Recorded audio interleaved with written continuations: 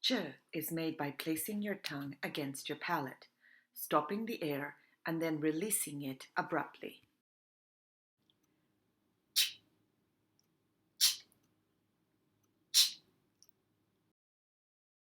Basically, ch is a combination between the letters t when you stop the air and a quick sh sound.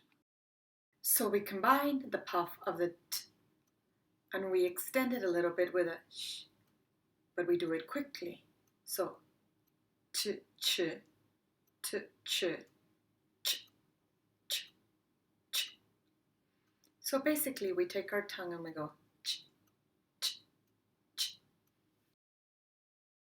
Ch versus sh. Make sure not to prolong the sound. See our chapter on sh for further reference. Ch is quick. Ch. Sh is long. Ch. Ch. Some words that include this sound are lunch, question, hatch. In a sentence, reaching for a pen in the kitchen. The end. Our exercises await you.